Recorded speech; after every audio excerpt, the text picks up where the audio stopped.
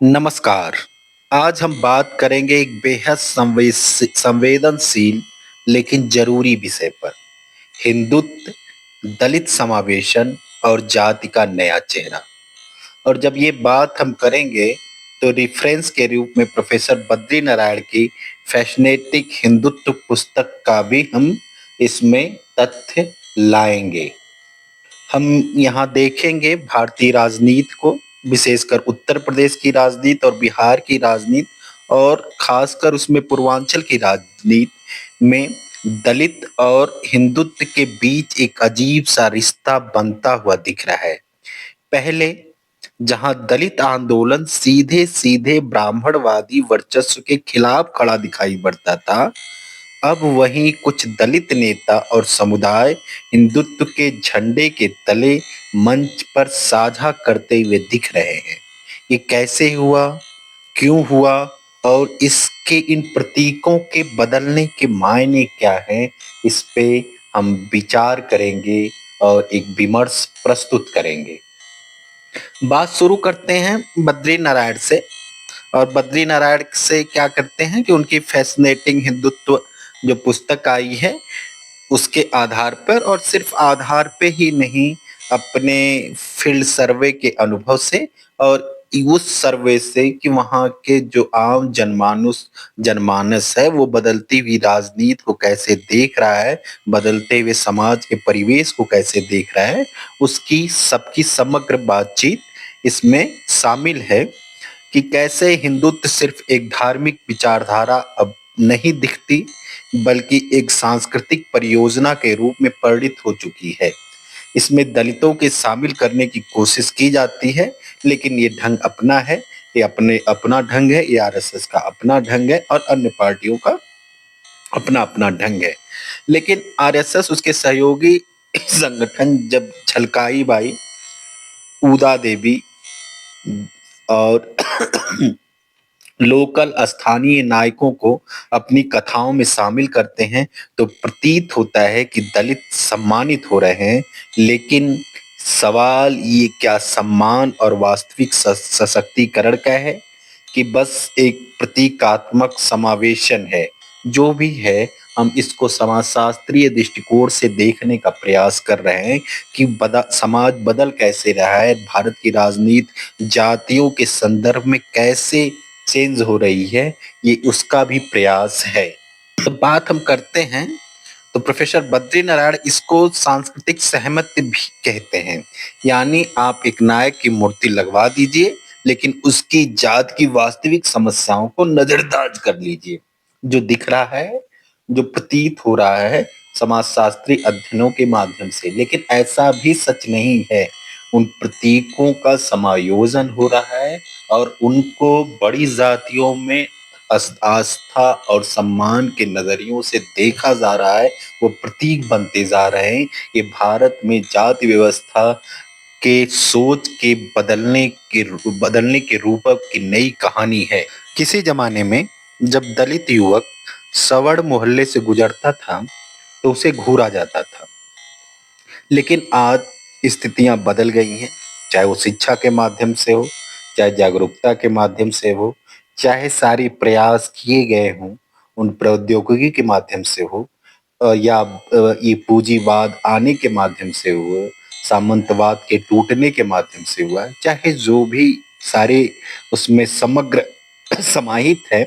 लेकिन आज आरएसएस और भारतीय जनता पार्टी जिस प्रकार से उनको एक उनको जोड़ने का जो प्रयास कर रही है वो अद्भुत है।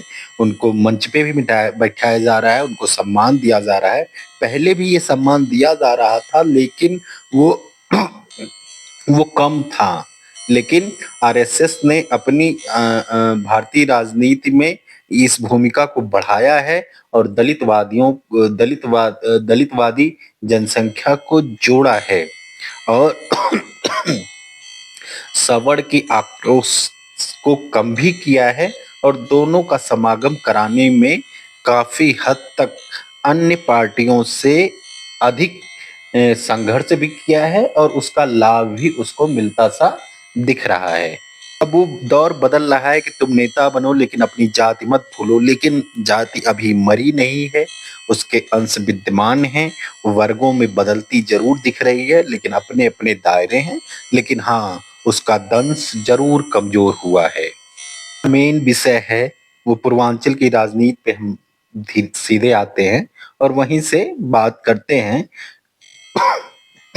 यहाँ दलित चेतना और हिंदुत्व की राजनीति आपस में बहुत उलझी हुई है। ये उलझन तो आपको उत्तराखंड तक दिखती है और अन्य अन्य पट्टियों में भी दिखती है, लेकिन अध्ययन का क्षेत्र यही है तो यहीं पे बात ज्यादा सार्थक कहना होगा कि दलित चेतना और हिंदुत्व की राजनीति आपस में बहुत उलझी हुई है। कई बार पहचान पाना ही मुश्किल हो जाता है कि यह प्रतिरोध है या समर्पण है। कई दलित समूहों ने इस समावेशन को स्वीकार कर लिया है क्योंकि उन्हें पहचान, सम्मान और मंच मिला है, इसमें कोई दो राय नहीं है। वहीं अन्य दूसरी पार्टियां जो तथाकथित है, जो ओबीसी और एससी को अपने में समाहित करती है, अपना वोट बैंक मांगती है, वो कहती है कि ये नया ब्राह्मणवाद का एक नया स्वरूप है। अब आप ये पहचान करें कि कहाँ तक की सत्यता है, लेकिन ये इसमें जरूर आरएसएस ने अपनी योग्यता को साबित किया है, जातियों के दंश को जरूर हल्का किया है, एक नया समीकरण बनाने में प्रयासरत है और उसमें उसको सफलता भी मिलती दिख रही है। और इसमें बात बद्री नारायण कहते हैं कि हिंदुत्व जाति को समाप्त नहीं करता बल्कि वह उन्हें एक नए प्रतीकों में लपेट देता है। ये भी सच सी दिखाई पड़ती है। संचार के माध्यम बदल रहे हैं, नए नए प्रतीक आ रहे हैं, कहने के नए ढंग हैं। आज इस डिजिटल युग में हिंदुत्व का प्रचार प्रसार सोशल मीडिया से होता है और वहीं दलित युवा का डिजिटल अम्बेडकरवाद भी जन्म ले रहा है और अपने प्रतीकों से, अपने बिंबों से वो अपनी अलग अलग बात कहते भी दिखाई दे रहे हैं। विमर्श से निकलते हुए आप बताइएगा कि यह डिजिटल संघर्ष क्या जाति प्रथा को तोड़ पाएगा या सिर्फ एक और लाइक, शेयर और आंदोलन बन के समाहित हो जाएगा। इस पे सोचिएगा जरूर। साथियों, फैसिनेटिक हिंदुत्व जैसी किताब बद्रीनारायण की हमें ये बताती है कि क्या प्रतीकों से सामाजिक न्याय संभव हो पाएगा? क्या न्याय बनाने में शोषण खत्म हो जाएगा? क्या राजनीति में भागीदारी समाधान की गारंटी है? और कुल मिला के मेरा कहना है कि सच्चा बदलाव तभी संभव है जब सांस्कृतिक समावेशन के साथ आर्थिक, शैक्षिक और राजनीतिक समानता भी सुनिश्चित हो।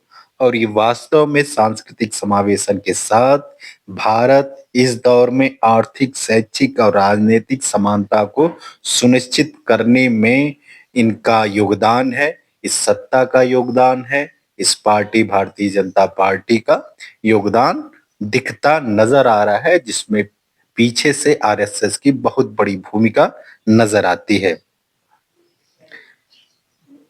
सवाल आपसे कि क्या आप इस समावेशन को अवसर मानते हैं या छलावा? ये हमको आप बताइएगा। फिर मिलेंगे एक नए विवेचन के साथ। धन्यवाद। नमस्कार।